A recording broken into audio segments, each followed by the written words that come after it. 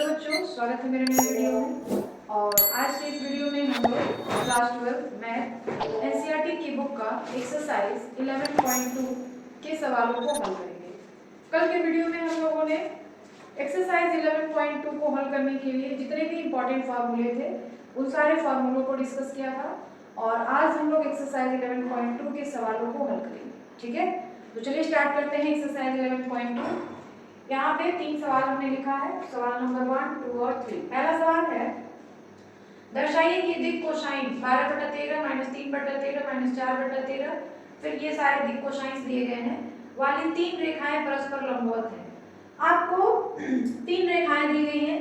मान लीजिए कि पहली रेखा, माना कि पहली रेखा AB है जिसके दिक कोसाइन दिए गए हैं 12/13 -3/13 और -4/13।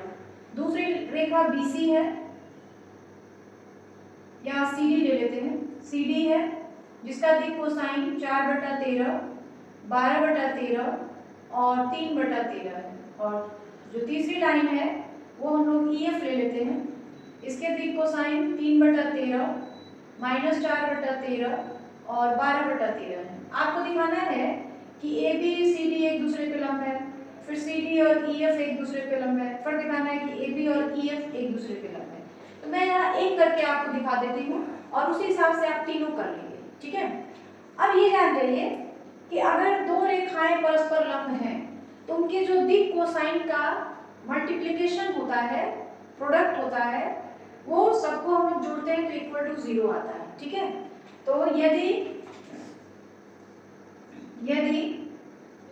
AB परपेंडिकुलर है CD के, तब L1 L2 M1 M2 N1 N2 is equal to 0 आना चाहिए। ठीक है, ये इसके दिक कोसाइन दिए गए हैं। तो देखिए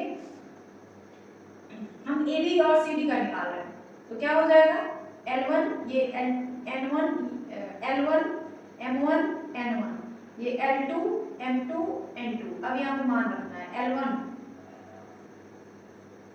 12/13 L2 4/13 प्लस M1 तो माइनस हो जाएगा क्योंकि यहाँ पे माइनस है ना, -3/13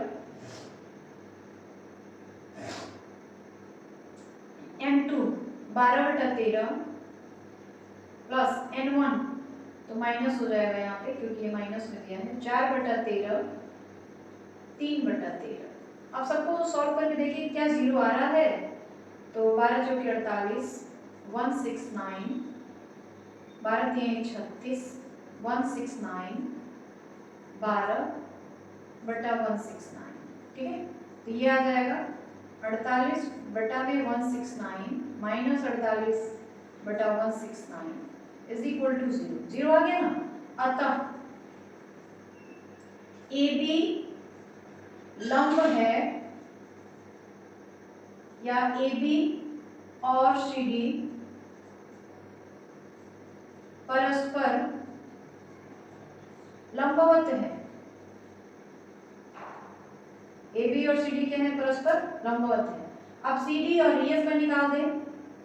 CD और EF के दिक कोसाइन देखते हैं इसका कितना आता है, ये और ये। तो 4/13 तो 3/13 माइनस 12/13 इंटू 4/13 प्लस 3/13 इंटू 12/13, ये हो जाएगा 12/169 माइनस 12 चौके 48/169 और प्लस 12 3 36 169। ठीक है, तो ये आ जाएगा 48/169 माइनस 48/169 आ गया ना 0। अतः CD और EF परस्पर लंबवत हैं। लंबवत है। इसी तरह से आप निकाल देंगे कि ए बी और ए एफ भी परस्पर लंबवत हैं। ठीक है, अब हम लोग दूसरा सवाल करेंगे। दूसरा सवाल क्या है, दर्शाइए कि बिंदुओं 1 -1 2 3 4 -2 से होकर जाने वाली रेखा बिंदु इससे और इससे होकर जाने वाली रेखा पर लंब है। तो मान लीजिए ये दो बिंदुएं हैं और ये दो बिंदुएं हैं, दोनों का हम लोग दिक् अनुपात निकाल लें। मान लीजिए कि माना कि सॉल्यूशन दूसरे का है, माना कि a is equal to 1 -1 2, b is equal to 3 4 -2, c is equal to 0 3 2 और d is equal to 3 5 6। A B के दिक् अनुपात ए बी का दिक् अनुपात निकालेंगे ना, तो b में से a को माइनस करेंगे। ये b है तो क्या हो जाएगा 3 -1 फिर 4 -1 +1 फिर -2 और -2, ये कितना आ जाएगा 3 5 -4। इसके दिक् अनुपात हो गए। अब सी डी के दिक् अनुपात निकाल लेते हैं। सी डी के दिक् अनुपात सी डी, तो डी में से सी को माइनस करेंगे। ठीक है, तो डी यानी हो जाएगा 3 -0 फिर 5 -3 फिर 6 -4। ठीक है, तो ये आ जाएगा 3 2 और 2। अब हम लोग निकालेंगे जो दिक् अनुपात दोनों के निकले हैं, a1 a2 plus b1 b2 plus c1 c2। अगर इसका मान 0 आ गया तो ये दोनों रेखाएं परस्पर लंब है, और अगर इसका मान 0 नहीं आया तो ये दोनों रेखाएं लंब नहीं होंगी, मतलब इन दोनों बिंदुओं से होकर गुजरने वाली रेखा लंब नहीं होगी। तो a1 का मान देख लीजिए क्या है, 3 × 3 प्लस 5 × 2 माइनस 4 × 2। ठीक है, तो ये कितना हो जाएगा,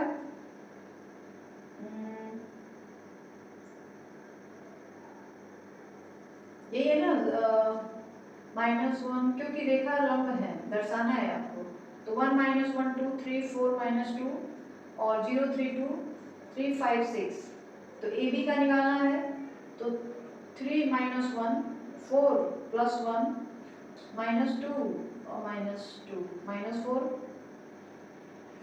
फिर सी डी का निकालना है, तो 3 -0 3 5 -3 2 6 -2 है यहाँ पे, सॉरी गड़बड़ हो गया, 6 -2 4 लंब होने चाहिए।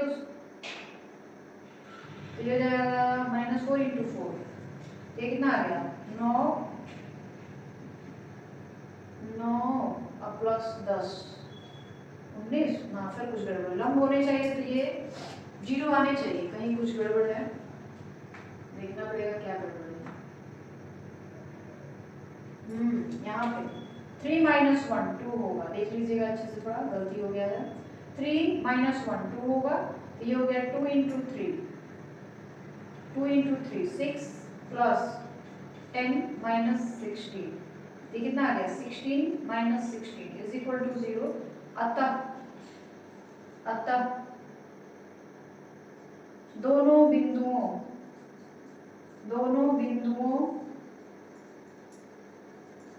से होकर जाने वाली रेखाएं, दो रेखाएं ना, रेखाएं परस्पर लंब हैं। हो गया। उसी तरह तीसरा सवाल, दर्शाइए कि बिंदु ये से होकर जाने वाली रेखा परस्पर समांतर है। तो समांतर रेखा के लिए क्या होता है, a1/a2 = b1/b2 = c1/c2। अगर इसका मान बराबर आ जाता है तो रेखाएं परस्पर समांतर है, और बराबर नहीं आएगा तो रेखाएं समांतर नहीं है। ये फॉर्मूला हमने आपको लिखवाया भी था। ठीक है, तो चलिए स्टार्ट करते हैं आंसर। माना कि a = 4 7 8, b = 2 3 4। तो हम लोग निकालेंगे ए बी, यानी b में से 1 को घटाएंगे, 2 - 4 3 माइनस 7 4 माइनस 8, तो कितना आ जा रहा है हमारे पास -2 -4 और फिर -4। ठीक है, फिर हम लोग सी डी निकाल देते हैं। सी डी डायरेक्ट निकाल लें, लिख निकाल लें। सी इज इक्वल टू -1 -2 और 1, और डी इज इक्वल टू 1 2 और 5।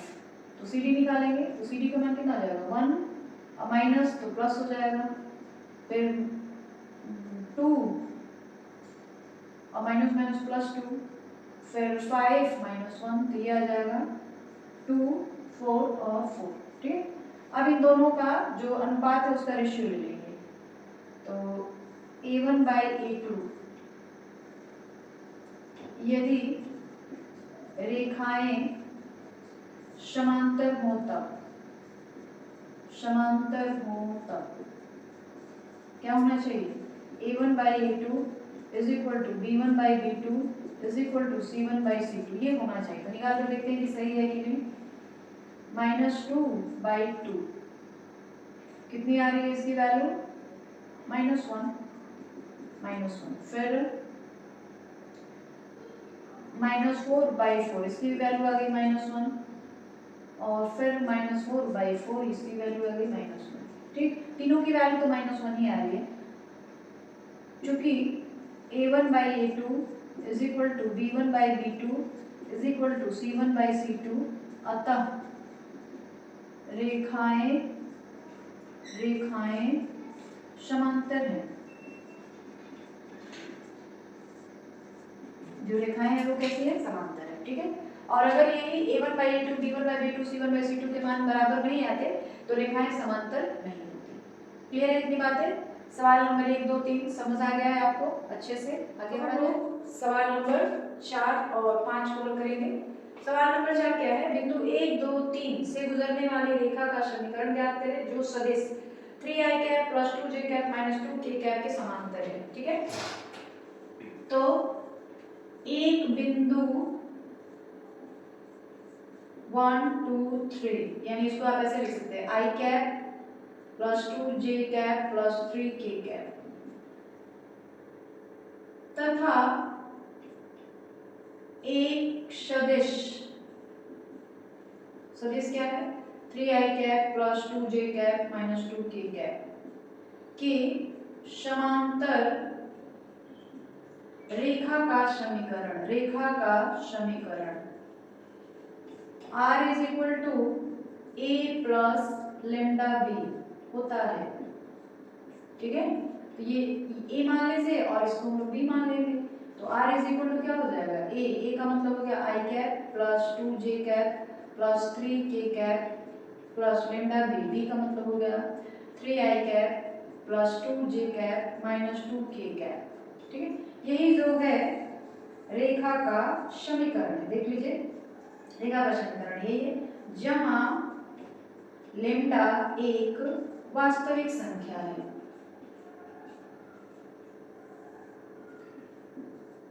लेमडा क्या है, एक वास्तविक संख्या है। बस हो गया, सिंपल सा था। ठीक है, तो इस तरह के सवाल आएंगे तो यही आपको करना है। ये सवाल कंप्लीट हो गया। क्वेश्चन नंबर 5 जो है, बिंदु जिसकी स्थिति सदिश 2i cap minus j cap plus 4k cap से गुजरने वाले सदिश i cap plus 2j cap minus k cap की दिशा में जाने वाली रेखा का सदिश और कार्तीय रूपों में समीकरण। मतलब दो सदिश आपको दिए गए हैं, इन दोनों सदिशों की दिशा में जाने वाली रेखा का समीकरण निकालना है जो कि सदिश के रूप में भी हो और कार्तीय रूप में भी हो। ठीक है, तो सदिश रूप में तो सिंपल है। चलिए आंसर, माना कि a is equal to 2i cap minus j cap plus 4k cap. ठीक है, और b is equal to i cap plus 2j cap minus k cap. सदिश a और b की दिशा में रेखा का समीकरण R is equal to a plus lambda B. ठीक है, R a का मतलब हो गया 2i cap minus J cap plus 4k cap plus lambda B, B का मतलब हो गया I cap plus 2j cap minus k cap. यह जो है ना सदिश समीकरण है, यह कैसा है? सदिश समीकरण, यह सदिश समीकरण है, ठीक है। अब कार्तीय रूप में कैसे निकालेंगे तो उसको देखिए। r को आप लिख सकते हैं x i cap plus y j cap minus z k cap लिख सकते हैं, और इधर 2i cap minus j cap plus 4k cap plus lambda i cap plus 2j cap minus k cap, ये हो सकता है कि नहीं? r को हमने रखा x i cap plus y j cap minus k cap, ठीक है। अब x i cap plus y j cap minus z k cap is equal to, इन दोनों में i कॉमन ले लीजिए तो क्या हो जाएगा 2 माइनस लेमडा, क्लियर है। फिर इसमें और इसमें हम लोग j कॉमन ले ले रहे हैं, तो j कॉमन लेंगे तो क्या होगा -1 प्लस 2 लेमडा होगा, और इसमें और k कॉमन ले ले रहे हैं तो k कैप अगर हम कॉमन लेंगे तो क्या होगा 4 माइनस लेमडा, ये होगा कि नहीं देख लीजिए अच्छे से, ठीक है। अब हम लोग क्या करेंगे, ये आई कैप ये भी आई कैप, ठीक है, यानी दोनों की तुलना करेंगे हम लोग, दोनों की हम लोग क्या कर देंगे तुलना कर देंगे, तुलना करने पर, तुलना करने पर तो क्या हो जाएगा देखिए x is equal to 2 minus lambda, clear है। अब लेमडा का मान निकाल देते हैं, तो लेमडा का मान निकालेंगे तो क्या हो जाएगा, लेमडा इधर आ जाएगा, यानी lambda is equal to x minus 2 is equal to minus lambda, ठीक है। तो इसको हम थोड़ा सा ऐसे कर देते हैं, x माइनस 2 माइनस लेमडा, 1 नीचे आ जाएगा, चलिए ऐसे भी लिख सकते हैं आप, minus X minus 2 is equal to lambda, ठीक है। उसके बाद जे वाले टर्म को इक्वल कर देंगे तो क्या हो जाएगा y is equal to -1 plus 2 lambda, clear है। तो ये क्या हो जाएगा y इधर आ जाएगा +1 इज इक्वल टू 2 लेमडा, यानी y प्लस 1/2, क्लियर। फिर इधर यहाँ पे थोड़ी सी गड़बड़ लग रही है, जैसे हमने 2 कॉमन ले लिया तो यहाँ पे क्या आ जाएगा i हमने कॉमन ले लिया तो यहाँ पे प्लस लेमडा होगा, प्लस होगा, ये भी प्लस ये भी प्लस, तो बस ये हो जाएगा। और जे वाला भी हो गया, के वाला, तो के वाला हम लोग लेंगे क्या आ जाएगा minus Z is equal to 4 minus lambda, ठीक है, आ रही बात समझ में। अब हम लोग 4 को इधर ला दें तो क्या हो जाएगा minus Z minus 4 is equal to minus lambda, lambda को प्लस मिलाना है तो माइनस से मल्टीप्लाई कर दीजिए, माइनस से मल्टीप्लाई करेंगे तो क्या हो जाएगा minus Z plus 4 is equal to lambda. थोड़ा सा देख लिया जाए, जेड वाले टर्म को बराबर करना है ना, तो जेड वाला टर्म यहाँ पे माइनस में कहाँ से आएगा प्लस में आएगा, यहाँ पे तक -4 माइनस लेमडा, तो लेमडा को हमने यही रखा, 4 को इधर ला दिया तो ये हो गया। अब -1 हमारा जो है नीचे चला जाएगा, जैसे यहाँ पे माइनस था ना तो -1 को हम नीचे ला सकते हैं, तो ये क्या हो जाएगा z -4/-1। तो अब हमारे पास कार्तीय रूप में समीकरण क्या हो जाएगा, कार्तीय रूप का समीकरण क्या हो जाएगा x -2/1 is equal to y plus 1/2 is equal to z -4/-1। तो यही जो एक ही रेखा है लेकिन उसके सदिश के रूप में ये समीकरण होगा और यह जो होगा कार्तीय रूप में होगा। समझ आई ये बात, क्या किया गया है सदिश रूप में इस तरह लिख दिया गया और r की जगह हमने ये मान रखा, फिर दोनों तरफ हम लोग जो है i j और k कैप वाले टर्म को बराबर कर देंगे, दोनों तरफ तुलना कर देंगे और लेमडा का मान निकालेंगे, तो ये तीनों लेमडा के ही मान है, तीनों एक दूसरे के बराबर होंगे और यही जो समीकरण है दिए गए रेखा का जो सदिश समीकरण है उसी का कार्तीय रूप है। तो इस तरीके से आपका क्वेश्चन नंबर 4 और 5 जो है वह भी कंप्लीट हो गया। ठीक है, आगे बढ़ा जाएगा। अब हम लोग सवाल नंबर 6 और 7 को हल करेंगे। सवाल नंबर 6 क्या है, उस रेखा का कार्तीय समीकरण ज्ञात करें जो बिंदु -2, 4 और -5 से जाती है और x प्लस मतलब इस रेखा के समांतर है। इस रेखा के समांतर है तो इसके दिक् अनुपात भी वही रह जाएंगे। ठीक है, तो सबसे पहले बिंदु x1 y1 z1 तथा दिक् अनुपात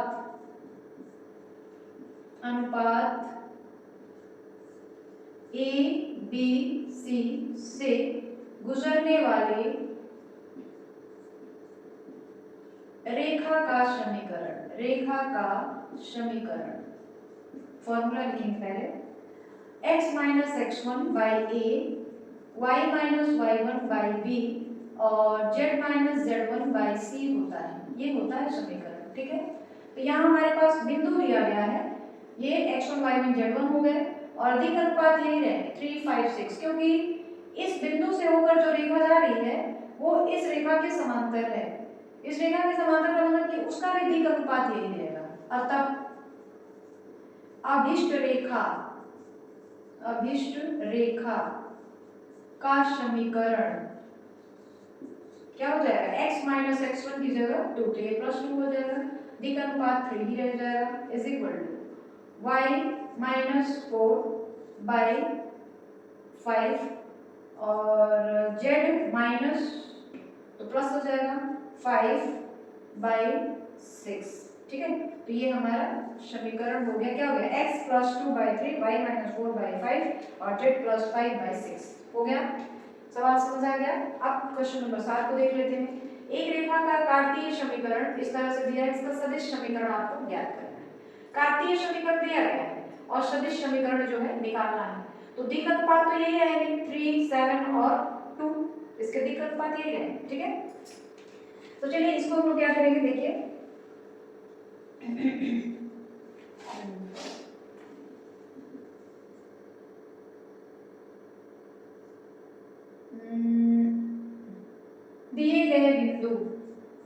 दिए गए पहले हम बिंदु निकाल लेते हैं। बिंदु क्या होगा, देख लीजिए -5 है यानी ये हो जाएगा 5 प्लस 4 है यानी -4 और -6 है यानी 6। जो दिए गए बिंदु जैसे होता है ना x माइनस x1 तो x1 की जगह पे 5 है, y माइनस y1 तो वहां पे माइनस होता है तो यहाँ पे माइनस रहेगा तो वहां प्लस हो जाएगा, z माइनस z1 तो ये हो गया। क्लियर है, इसको आप चाहे तो इस तरह लिख सकते हैं, सदिश a बराबर, इसको हम लोग ऐसे लिखेंगे 5 i cap minus 4 j cap plus 6 k cap.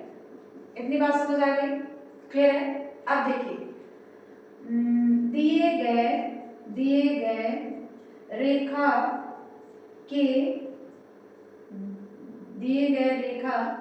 के दिक् अनुपात क्या हो जाएगा 3 7 और 2, इसको हम लोग सदिश b मानेंगे। सदिश b बराबर, अतः सदिश b बराबर 3i cap plus 7j cap plus 2k cap. अब दो सदिश निकल गए आपके पास, एक सदिश a हो गया और दूसरा जो है सदिश b हो गया। तो ये तो कार्तीय रूप में रेखा का समीकरण दिया है। अगर आपके पास दो सदिश है a और b तो सदिश रूप में उसका समीकरण कैसा होता है, अतः अभिष्ट रेखा का समीकरण क्या हो जाएगा, सदिश r is equal to a plus lambda b, ये हो जाएगा। ठीक है, तो r is equal to a की जगह हम लोग रखेंगे 5 i cap minus 4 j cap plus 6 k cap, ठीक, और प्लस लेमडा b की जगह रखेंगे 3 i cap plus 7 j cap plus 2 k cap. ठीक है, ये हमारा क्वेश्चन नंबर 7 जो है वह भी कंप्लीट हो गया। देखिए यहाँ पे क्या था, रेखा का एक बिंदु था और एक रेखा का समीकरण था, उससे हमको एक रेखा निकालना था। और यहाँ पे क्या है कि एक रेखा कार्तीय रूप में दिया गया है, उसको सदिश के रूप में लाना है। तो ये बिंदु है x1 y1 और z1 निकाल दिया गया, वहां से एक सदिश बना दिया हमने। ये उसके दिक् अनुपात है, तो उसको लेकर हमने एक दूसरा सदिश बना लिया। और रेखाकार समीकरण सदिश के रूप में क्या होता है, r is equal to a plus lambda b। a की जगह सदिश a का मान लेमडा, b की जगह सदिश b का मान। लेमडा क्या है, कोई भी वास्तविक संख्या हो सकती है। तो इस तरह क्वेश्चन नंबर 6 और 7 जो है आपके कंप्लीट हो गए। तो क्लियर है दोनों सवाल 6 और 7। आगे बढ़ा जाए तो सवाल नंबर 8 और 9 करेंगे। दोनों ही सवाल एक ही हैं।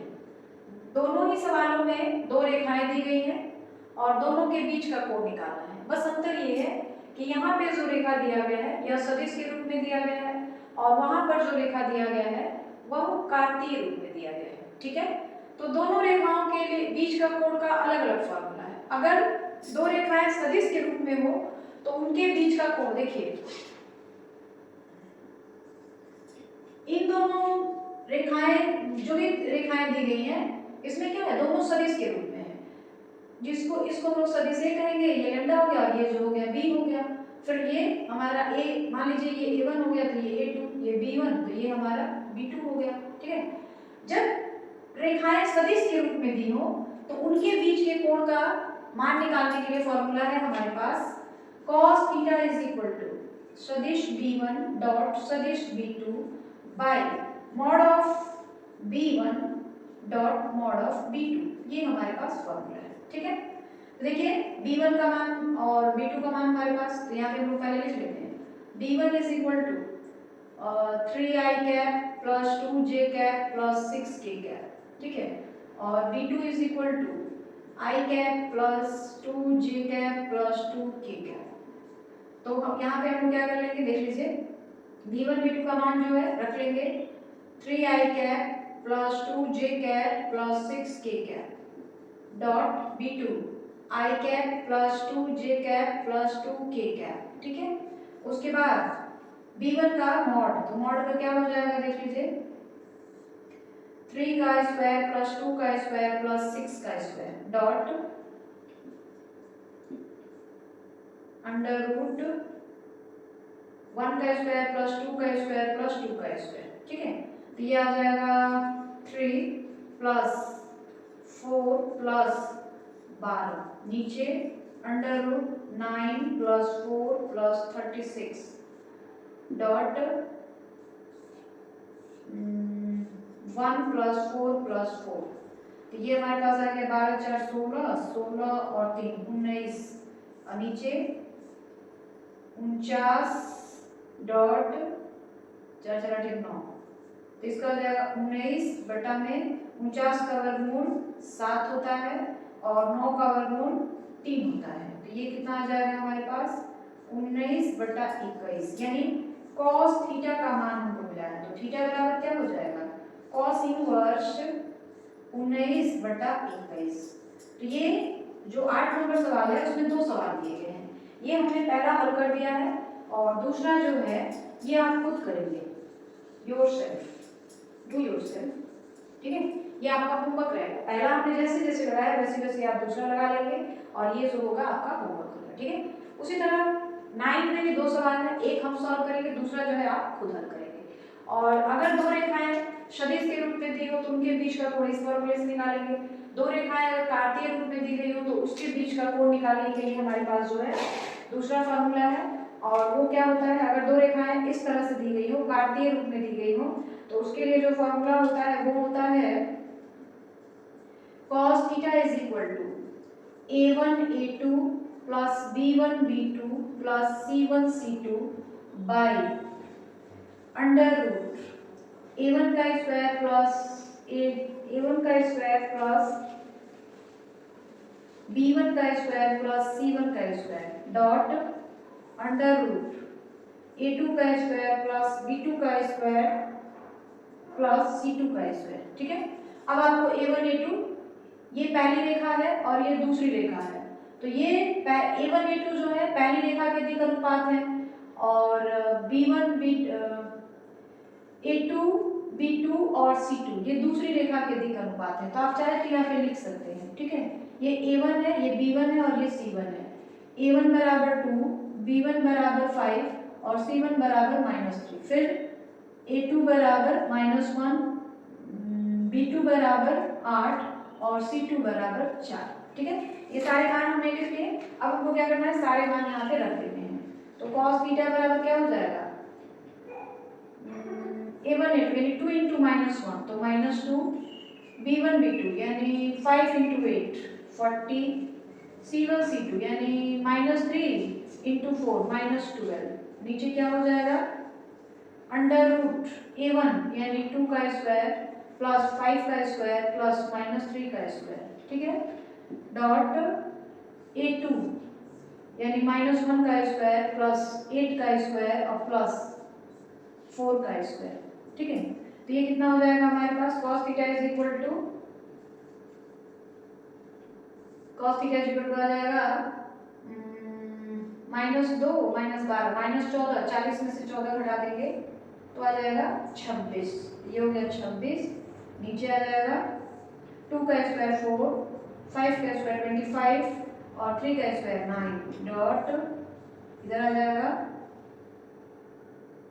1 प्लस 64 प्लस 16, ठीक है। तो ये आ जाएगा 26 और नीचे 25 4 29, 31, 30 और 8 38, अंडर रूट 38, डॉट इसका 64 और 1 65, 65 और 16, 6 5 11, 6 और 1 7 और 1 8 81, अंडर रूट 81।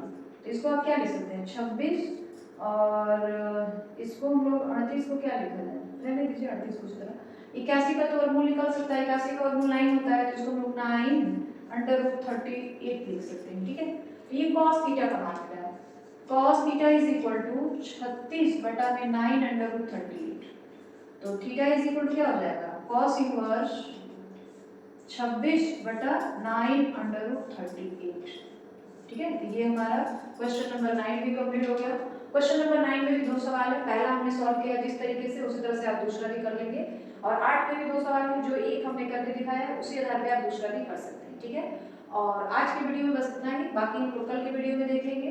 और वीडियो के लास्ट में मैं यही कहना चाहती हूँ कि अगर आपको हमारे वीडियोज अच्छे लगते हैं तो प्लीज़ हमारे चैनल को ज़्यादा से ज़्यादा लाइक सब्सक्राइब और शेयर करें, कमेंट करें, ताकि मुझे अपनी अच्छाइयों और बुराइयों का पता चल सके, जो कमियाँ हो मैं उन्हें दूर कर सकूँ, ठीक है।